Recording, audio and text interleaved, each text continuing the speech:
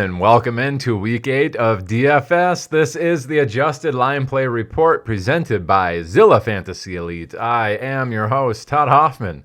You can find Zilla Fantasy Elite over on Twitter at Zilla Fantasy. You can find myself over on Twitter at Todzilla1337. If you're watching this on YouTube, smash that subscribe button. If you're listening to this on Podbean, hit the follow. Or vice versa, if you're listening on Podbean, go over to YouTube and hit that subscribe button. If you're watching on YouTube, head on over to Podbean to get the audio version and hit that follow button so you can get that and listen to it instead of watching my ugly face every week. Anyway, no fake sponsors for today. We're just going to get straight into the Week 8 slate. And I just want to say this is basically the 1 year anniversary. It was Week 7 actually last year that I put out the very first content of the Adjusted Line Play Report. And if you remember, like Week 9 was the one where we could have hit $1 million if we had just taken our own advice on the Adjusted Line Play Report. That would have been pretty sweet. Anyhow, let's get over to the Week 8 slate. We got 12 games this week, which is fantastic after having 10 the previous couple of weeks due to buys and London games. As always, we're going to start with the highest Vegas total and move down from there. As we can see here, number 1 on the slate at 50.5 points. A lot of low-scoring games this week. 50.5 is the highest for Week 8. And that is Tennessee at Indianapolis, with Indianapolis at 2.5-point favorites. This line has gone back and forth all week. Started at Indy like a -1, then it went to Tennessee like -2.5, so they were favored. Now it's Indianapolis favored by 2.5. Very interesting. Highest game total. Obviously, the people betting tons of money on this think it's going to be a close matchup, which is usually good for DFS. We get two teams going back and forth, which is typically good. Let's start on that Tennessee side. We do have Julio Jones ruled out, so that's going to affect some of our plays for this particular week. But on the offensive side, Tennessee 28th in offensive pass protection, not very good. But Indianapolis only 25 in the pass rush defense, so they are not getting after the quarterback and sacking them all that well. Indianapolis's secondary is also pretty poor, so Tennessee should be able to move the ball through the air more efficiently than they're used to. I think this is very good for Tannehill and A.J. Brown this week. On the run blocking side, we have Tennessee at number 13, Indianapolis at number 12. That's kind of a wash. When it's a wash, you typically want to, or you expect the normal fantasy people to do what they usually do. That's Derrick Henry, and what he usually does is smash. So on the Tennessee side this week, we're looking at Tannehill, A.J. Brown. If you're going to stack them, that might be very good. Derrick Henry, also very solid play likely, as you're going to want to start the people when it's a wash. Just the usual fantasy people that score points are going to end up scoring points, and that's kind of what this is saying. Unfortunately, with like the Vegas total, this game doesn't have a ton of differentials in the Adjusted Line Play Report. It would have been pretty nice to have some more leeway on here. It's just Tennessee will be able to pass the ball with more efficiency than they're typically used to, as Indianapolis won't be getting after them. And then the run game is probably just going to be the standard run game.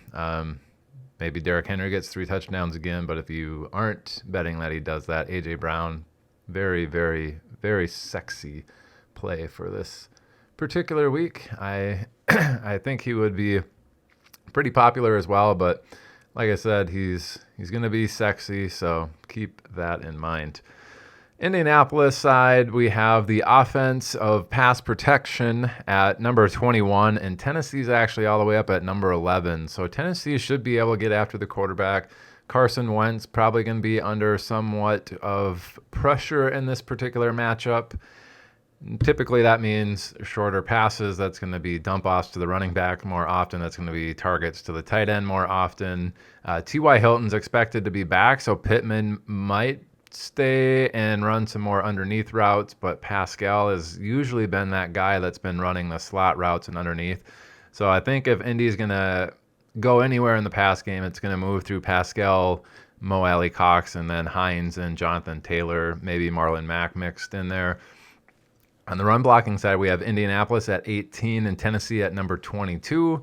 This is kind of a wash again when it's that way. It's just your normal fantasy scores. That's going to be Jonathan Taylor. And as I said, there's nothing of note really with this Tennessee and Indianapolis game as far as the adjusted line play report is saying.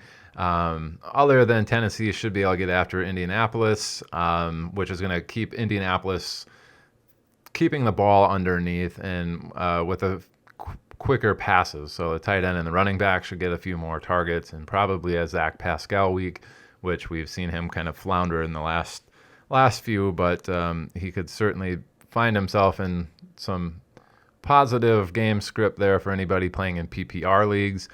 That is the number 1 ranked game on the slate this week. Let's head over to the number 2 ranked game at 49.5, so just 1 point under there. We have Tampa Bay at New Orleans, with Tampa Bay 4-point road favorites.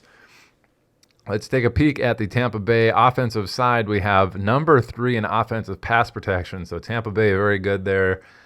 3rd overall, top 3. New Orleans, number 29 in the pass rush defense. Tampa Bay should have lots and lots and lots of time to pass, which is good because even though Tampa Bay's run blocking is number 3, New Orleans is number 1 in the adjusted rush yards on defense. I don't expect this to be a very good Fournette week or a Rojo week. Those guys are kind of a fade. So the Tampa Bay pass protection, having a bunch of time, that typically favors Mike Evans as he gets deeper more often. So I like Mike Evans in this. Godwin's obviously in play as well, but I like Tom Brady double stacks actually with this time to pass and Antonio Brown being out. I like Mike Evans and I like Gronk to be the 2 that are going to be scoring the touchdowns in this particular matchup. I think Godwin will suffice, but in a tournament, you're probably going to feel it better with Evans and Gronk. I think those 2 are excellent plays this week, double stacked with Brady especially. So that's where I'm looking on the Tampa Bay end. Gronk, Godwin, and Mike Evans, specifically Evans and Gronk. I would be getting them into quite a bit of your lineups this week. On the New Orleans side, we have their offensive pass protection at number 24, so pretty poor. Tampa Bay's number 20 at generating pass rush on defense. That's kind of a wash. You'd expect your normal point scorers from New Orleans' offensive pass game, which is essentially just Alvin Kamara, to do what they normally do. Maybe New Orleans is under a little bit more pressure. Maybe they have a little less pressure than what they're used to with that number 20 from Tampa Bay. Regardless, Alvin Kamara probably in the pass game. Marquez Callaway is in play as well. Traquan Smith is back, but he's never really been a threat other than a GPP dart throw in maybe like 4 games in his entire career here. New Orleans offensive run blocking, though, number 7. However, Tampa Bay, number 5 in the defensive adjusted rush yards. They just don't give it up to the running back. Despite last week, Khalil Herbert smashed them. Other than that, they've been lights out against the run game. I don't expect Mark Ingram coming in there to do much. Alvin Kamara's already been pretty inefficient via the ground anyway. So I like Kamara via the pass game. If they're going to be under siege a little bit, I think Kamara could see 10 targets in this particular matchup again.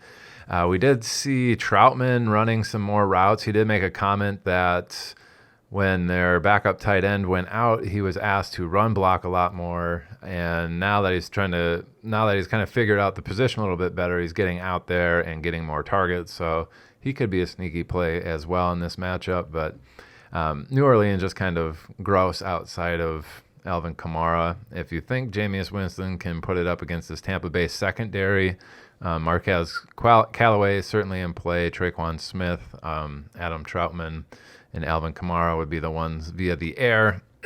Otherwise, kind of a more Tampa Bay oriented game that I'm looking for. Let's go to the number 3 total on the slate, which is at 49, so just a half point less than number 4 there, or number 2. We're looking at New England Patriots at the Los Angeles Chargers. 4.5 point favorites for the home team there. The Chargers 4.5 point favorites over New England, and that's where we'll start. New England offensive pass protection number 16. Middle of the road. The Chargers, number 10 on the offensive pass rush. They should be able to generate a little bit of pressure there on Mac Jones, which is going to keep the passes more underneath. Probably another Hunter Henry style week. I don't think Jonnu Smith is going to end up playing in this, which probably just means even more Hunter Henry targets and Brandon Bolden and J.J. Taylor targets here for New England. On the run blocking side, New England's number 22, which is in the red. It's not very good, but the Chargers are actually 31st in the adjusted rush yards on defense. This is not very good, and the Chargers have been getting ran on by pretty much all the teams. So Damian Harris could be a sneaky play here in the third highest game total. He could see himself with a fairly efficient game on the ground, so just keep that in mind. He might find himself with a few extra targets, too, if he's out there when they're calling the pass plays and they're kind of getting after the quarterback there. So keep that in mind on the New England side. Hunter Henry probably, and if you want some dart throws on Harris or J.J. Taylor or Brandon Bolden, be my guest. I think the Chargers will be able to score points on them, so New England probably going to be in pass situations quite a bit. With that being said, Los Angeles Chargers are number 8 in the offensive pass protection, while the New England Patriots are number 22 in generating any sort of pressure on the quarterback. So 8 versus 22, big favor in Los Angeles Chargers there for the air attack. I expect Herbert to have plenty of time. We're going to see Keenan Allen, and we're going to see Mike Williams with quite a few targets being successful in this particular matchup. So I like both of those. If you're going to run Herbert out there, I don't know how many people are going to have Mike Williams just because he's super expensive, but he should be in a smash spot here. So Mike Williams could be one of those, especially on FanDuel where it's more touchdown oriented. He's a sexier play over there on FanDuel, I guess, versus on DraftKings, where he does get quite a few targets sent his way regardless. So it could be very interesting even over on DraftKings, but he's always a touchdown threat. Keenan Allen, more so of a DraftKings play than a FanDuel play. With that being said, that's kind of the pass game I'm looking for. You could do a dart throw on Jared Cook. If you're putting Jared Cook out there, make sure he's correlated with Justin Herbert in this one. I do like Herbert as well versus New England. On the run blocking side, we have the Chargers at number 14, New England at number 17. That's kind of a wash. You just expect the normal production kind of from the guys that usually score. That would be Eckler, but he did kind of crop up with an injury late here. Questionable going into Sunday. Keep an eye on that. If he's out, obviously you don't want to start him, but it's going to be more of a three-headed monster there in the backfield. It's going to be Larry Roundtree. It's going to be Justin Jackson, and it's going to be last year's rookie Kelly. So kind of a fade on all three of those guys, and it would just bump up Mike Williams and Keenan Allen's target share. It might even bump up a few more targets to Cook underneath, so keep that in mind.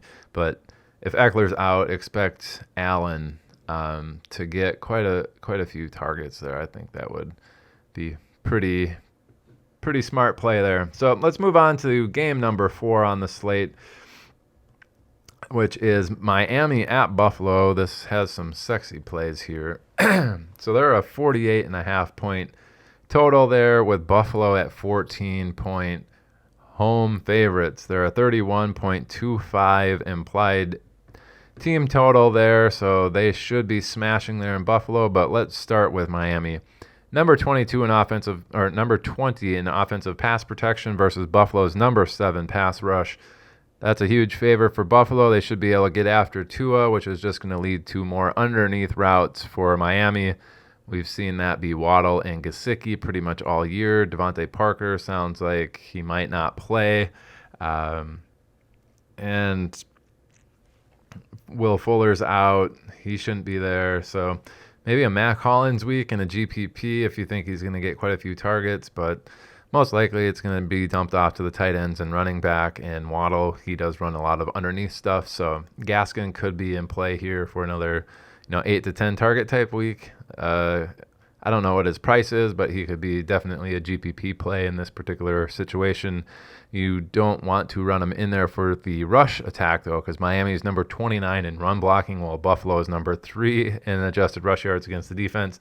Buffalo should be up big. I don't expect Miami to have a ton of rushing attempts regardless. So Gaskin, I think he could be sneaky in getting like 8 to 10 targets in this particular matchup. If he gets 8 to 10 receptions on those targets and, gives us like 70 yards and a touchdown somehow, he's going to be in line for a pretty solid week there. More of a redraft play, but also a sneaky GPP play there for Myles Gaskin this week against Buffalo. Let's get to the Buffalo end. It's pretty much start everyone that has a BUF next to their name in fantasy, even the defense here. So let's start on the offensive side for Buffalo. Pass protection, number 6. Miami, number 24 at generating pressure on the quarterback. Well, that is a large favor for Buffalo in the pass attack. Should have plenty of time.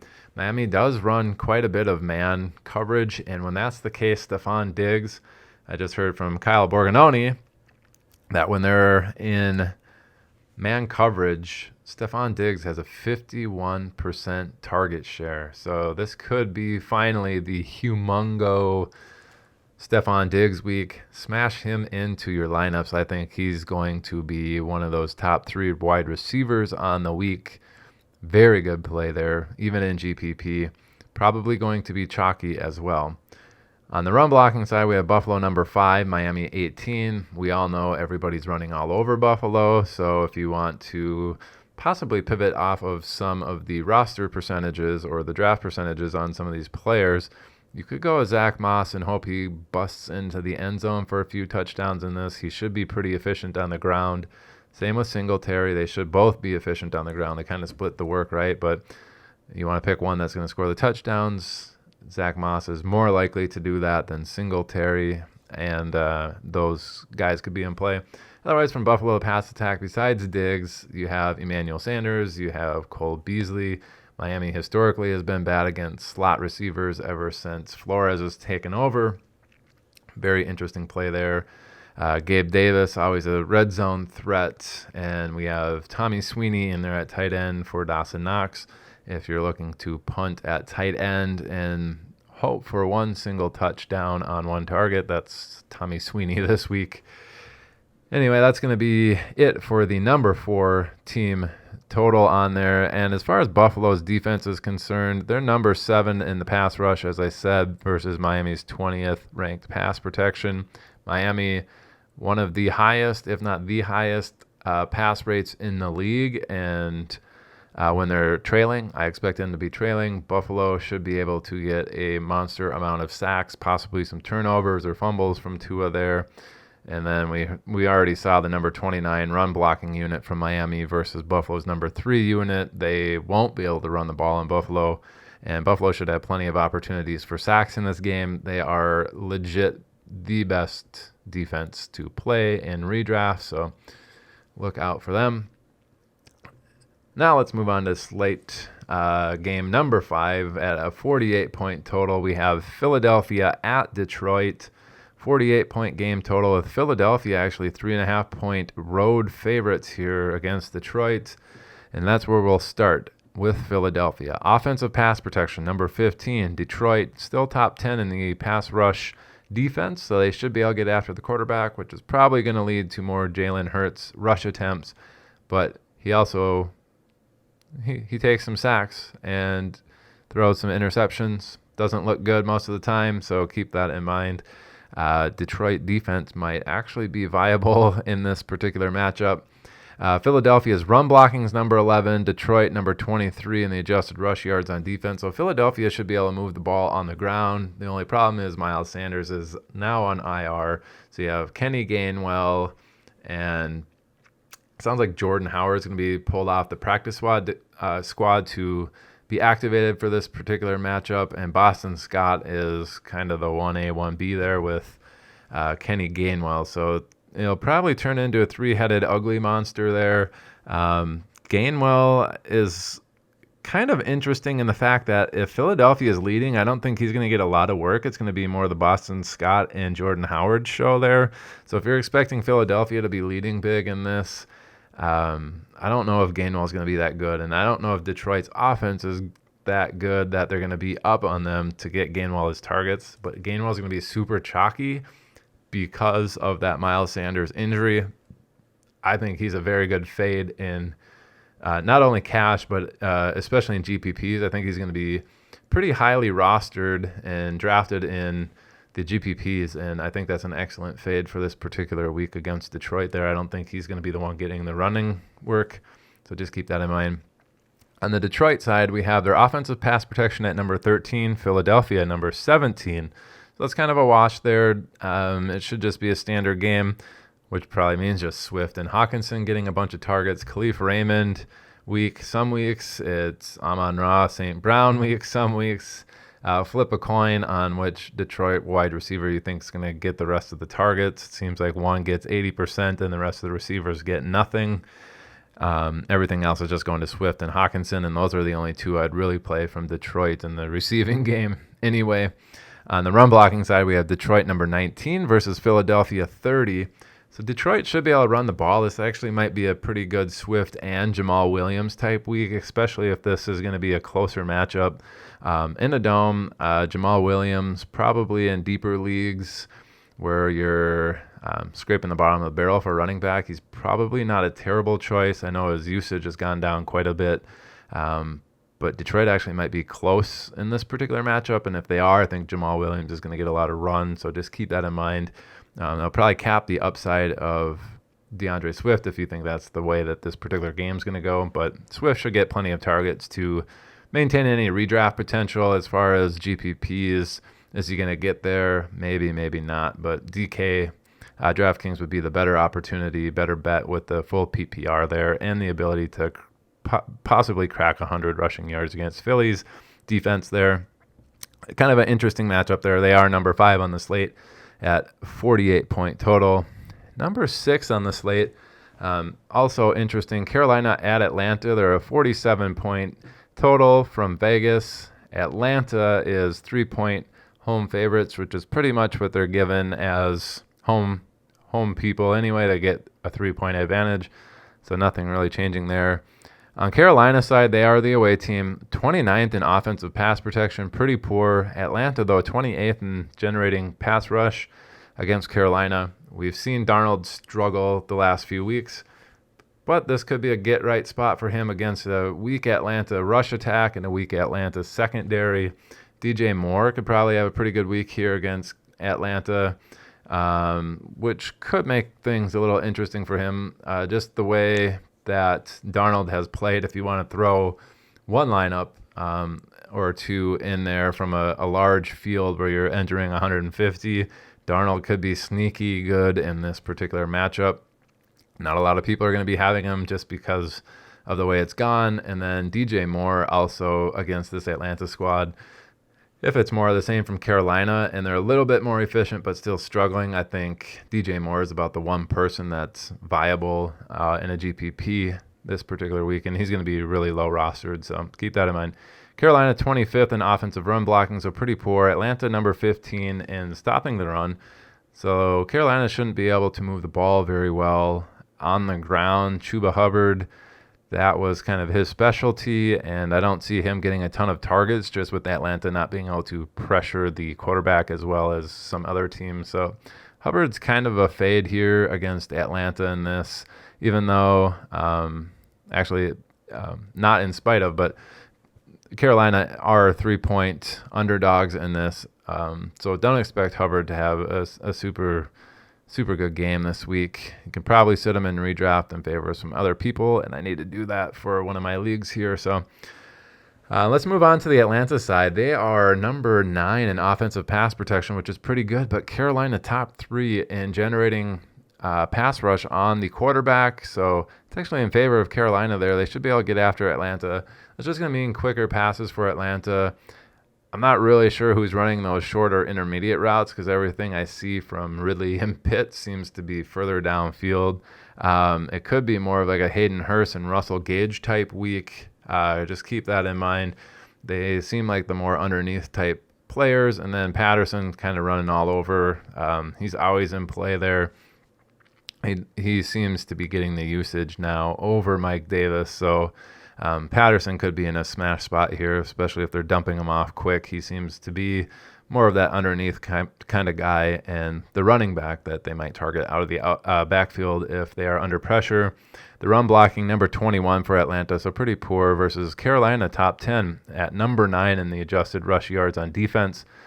Atlanta not really running the ball efficiently anyway. This should be another game of the same.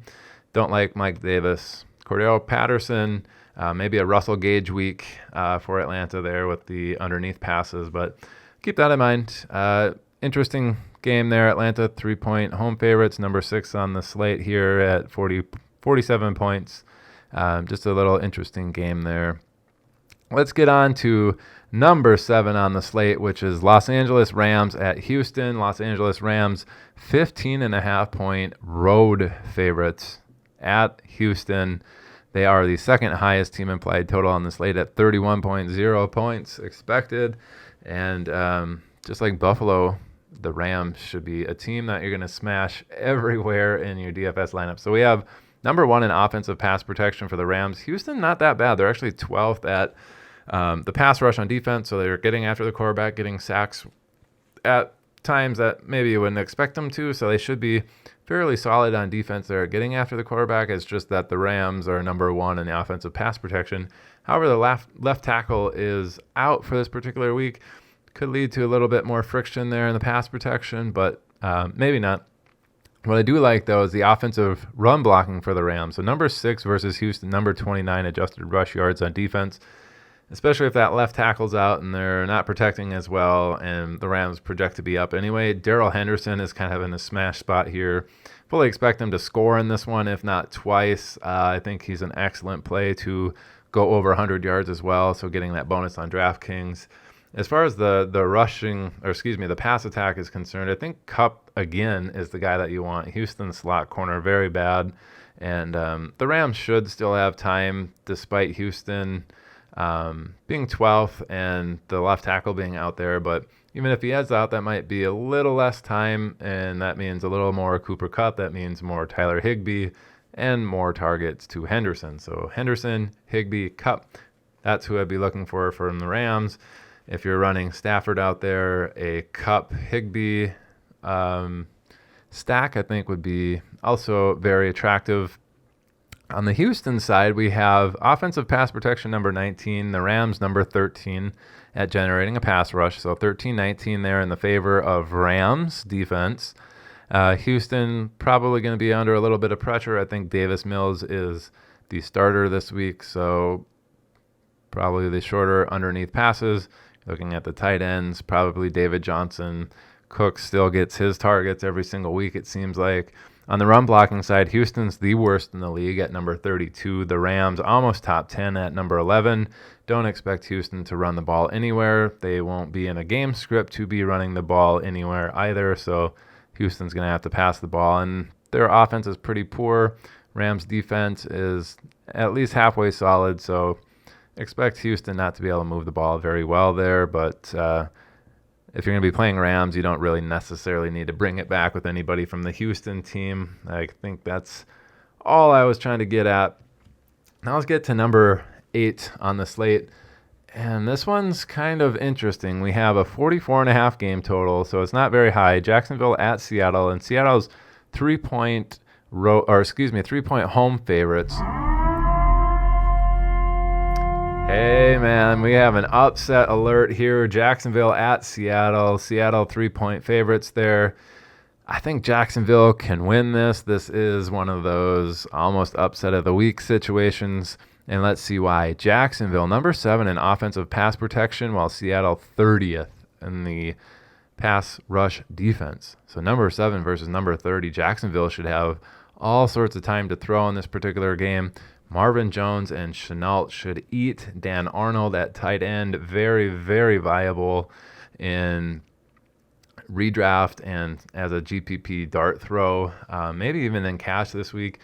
But if he's got time, I like Marvin Jones and I like Shenault this week, having a higher ceiling type games.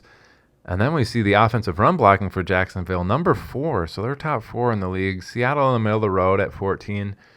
James Robinson should also be able to move the ball pretty well on the ground. Very interesting on the Jacksonville side. They should be able to move the ball well against Seattle. I do like the sounds of that Jacksonville offense moving against Seattle. Now on the Seattle side, this is kind of where it gets interesting. We have 31st offensive pass protection for Seattle. Really bad. That's why Geno Smith has not been very good. He's been under pressure. Jacksonville, though, number 32 in the defensive pass rush. So Seattle actually might have more time than they're used to pass the ball in this particular game. This could be DK Metcalf and Lockett's kind of coming out party against Jacksonville. The 44.5 point total here, depending on what the weather is like in Seattle, that might be an over for this particular game. I think Seattle, Geno Smith is going to look a little bit more competent against this Jacksonville squad. Metcalf and Lockett could be pretty solid plays this week. As strange as that sounds, on the run blocking side for Seattle, they're 20th, while Jacksonville's number 13th on the adjusted rush yards defense. So Jacksonville's actually got a little bit better differential there. So Seattle probably won't run the ball very well, and they've got some injuries there in the running back room. So it's just kind of a stay away on the Seattle run game. But I'd be more interested. Geno Smith actually a sneaky play in GPPs. I think the Jacksonville air attack, too, also a sneaky play in GPPs. James Robinson sneaky. I don't think there's going to be a lot of people playing this particular game in GPPs, and you could be getting some pretty massive upside from some of these players in this game. I just like this in general. I don't think there's going to be a lot of people on this, and they're going to make some people some money this week, so keep an eye on that one. That is the number 8 total on the slate. Let's get to number 9. Where is number 9 on here? We have 2 number 8s. There we are, 2 number 8s at 44.5. So we had Jacksonville at Seattle. The other 44.5 point game is Washington at Denver. We have Denver as 3.5 point home favorites against Washington, and that's where we'll start. Washington, number 5 in offensive pass protection. Denver, 21st in the pass rush defense. So Denver is actually not very good at getting after the quarterback. They were expected to be going into the season, but they're not. They just lost Von Miller. I don't think he's going to be playing this week. He's had a bunch of DMPs. On the Washington side, they should have plenty of time to pass. That's McLaurin. He's basically the only show in town. We have a bunch of injuries behind him everywhere. Curtis Samuel injured, Diami Brown injured, and a bunch of yucky after that. So Ricky Seals-Jones and McLaurin are pretty much the only pass game in town besides McKissick. But I don't expect him to be, running those deep downfield routes. It's possible. On the run blocking side for Washington, 15 versus 21 for Denver's defense against the rush. Slight flavor for Washington here. Gibson's actually off of he's been having that weeks-long shin issue. He's actually off of the injury report now, so he should be good to go and healthy here. I could see him having a mildly successful game, but not one that you want to play in GPP. McLaurin's the guy that you probably want in any sort of GPP as a one-off play, or Ricky Seals-Jones if he's a punt play for your tight end position. On the Denver side, we have them as 25th in offensive pass protection, so pretty poor. Washington slowly improving. Their number 19 in the defensive pass rush. They might be able to get after Teddy Bridgewater, but it's kind of a wash there. Jerry Jeudy is coming back, and if Washington's going to be generating a little bit of pressure on Denver, I do like Judy's chances of getting highly targeted in this game. That could be very interesting, along with Fant and possibly Javonte Williams or Melvin Gordon combining for 6 to 10 targets there in the backfield. Could be a little bit interesting there. On the run blocking side, Denver number 23, Washington number 7. It's kind of an avoid for Melvin Gordon. We've seen him get outplayed in the pass game here recently by Javonte Williams. If they're not going to be running the ball very successfully against Washington, I think Melvin Gordon's a good fade, not only in redraft, but obviously in GPP games as well. So keep that in mind. On the Denver side, I think if they're going to be doing anything, it's dink and dunk on the offensive air attack for Jeudy and Fant and maybe Javonte Williams. Let's get to there was no number 9 because we had 2 number 8. So the next is number 10. That's Cincinnati at the Jets. And we have some juicy players in this particular matchup, including the Cincinnati defense. But this is a 43-point game total out of Vegas with 10.5-point road favorites for Cincinnati over the New York Jets. So on the Cincinnati side, they're number 22 in offensive pass protection. The Jets 18th in generating a pass rush on defense. That's kind of a wash there. Cincinnati might find themselves with a little bit more time than they're used to. The Jets not generally super adept at getting after the quarterback. This is probably T. Higgins has been out-targeting both Jamar Chase and Tyler Boyd in the games that they've all three played. This is another Higgins week. Jamar Chase is getting all the attention. I don't think a ton of people are going to be on Higgins, and I could see him with a pretty monster game in this if they are getting quite a bit of time to pass. The only problem with that is Cincinnati's number 8 in offensive run blocking, while the Jets are number 16 in the adjusted rush yards on defense. It's not a super high differential there, but it's actually a positive differential versus the pass protection there. So Mixon probably going to have a monster week. That's the only thing that's capping Higgins' upside, I believe, this week is Mixon probably in a smash spot here. The Jets have given up the most fantasy points to running backs this season. So Mixon should be in a pretty good spot to get close to his upside in this particular matchup. I would like it a little better if Samaje Perine was out along with Chris Evans. Chris Evans is out for this game, so just keep an eye on that. Cincinnati, very, very interesting there with Mixon and Higgins. Obviously, Jamar Chase in the air attack is also very good. On the Jets side, their offensive pass protection 30th. Yuck. Cincinnati number 14 at generating a pass rush. That's a pretty big differential there, 14 versus 30. Cincinnati should be able to get after the Jets. The Jets probably going to be in pass attack mode because they're likely going to be down. Mike White getting in there for a start that just screams Cincinnati. Defense to me for sacks and turnovers. Keep that in mind. And then the defensive adjusted rush yards, number 2 for Cincinnati. The Jets 28th in run blocking offense. Don't expect the Jets to be able to run the ball.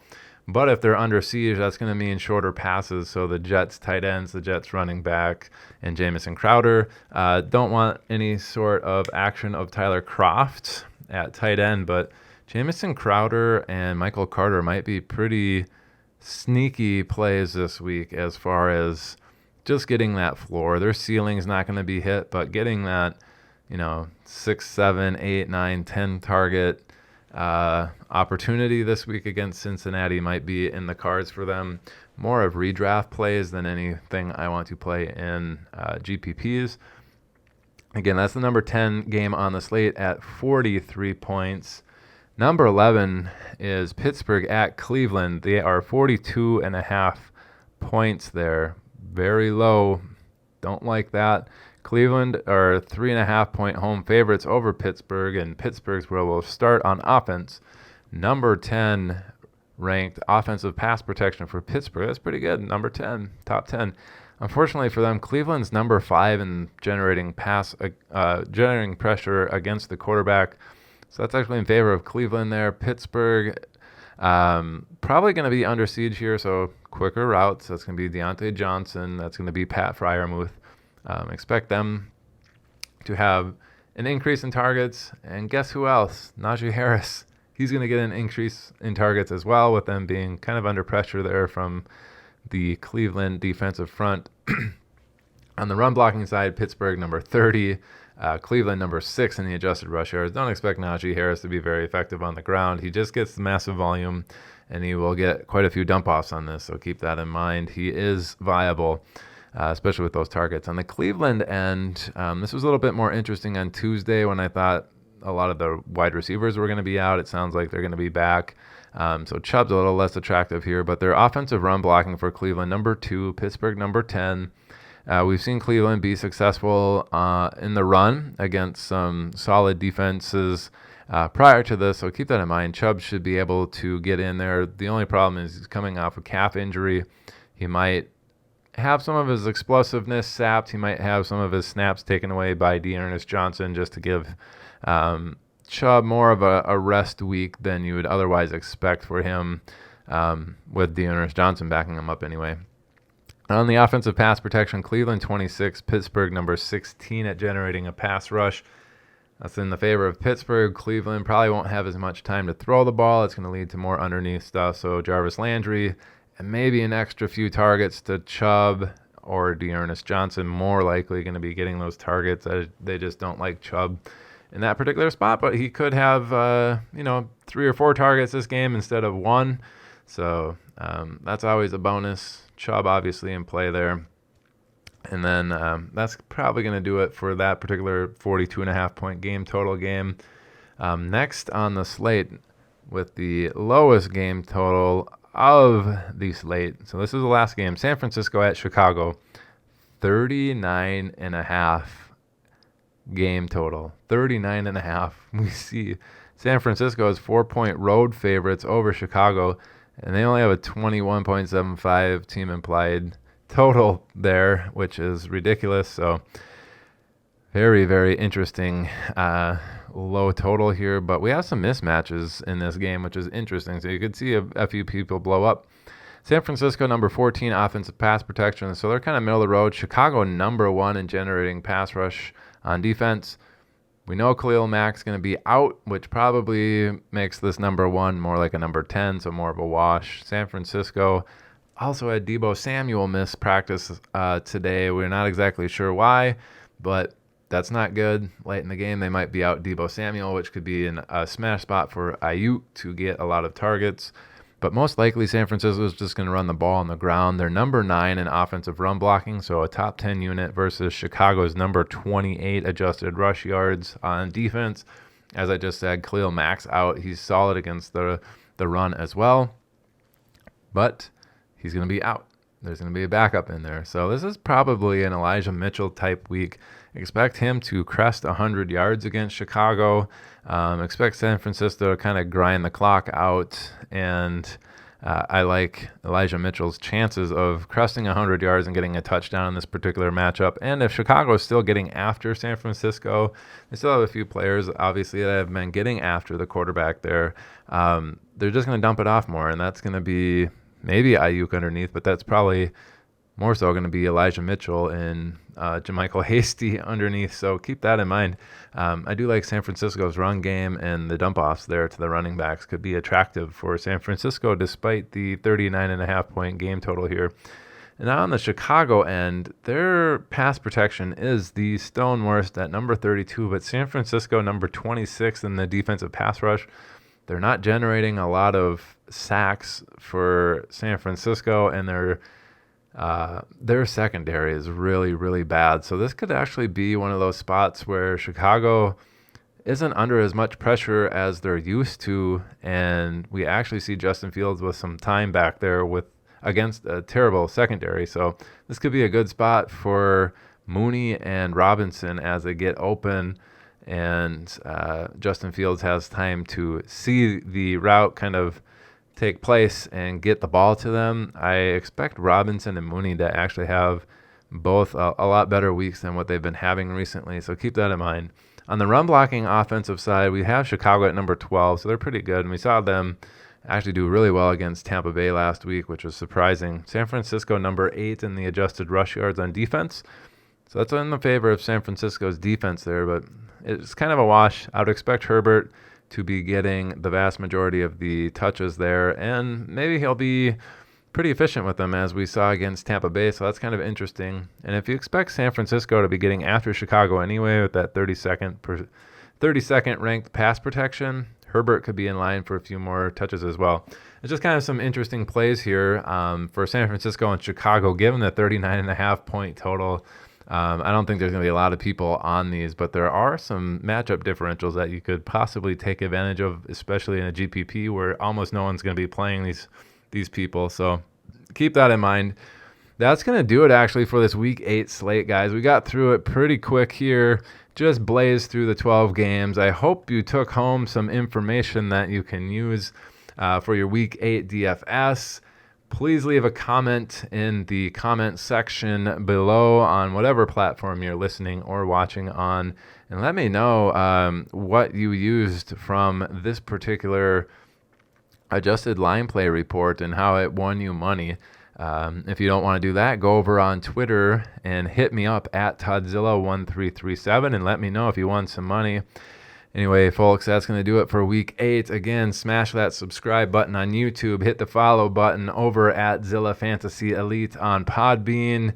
Give me a follow on Twitter at Todzilla1337. Give Zilla Fantasy Elite a follow on Twitter at Zilla Fantasy. That's week 8, folks. We're going to deuce out, and let's go win some money together this week, folks. See ya. Adios. Bye-bye.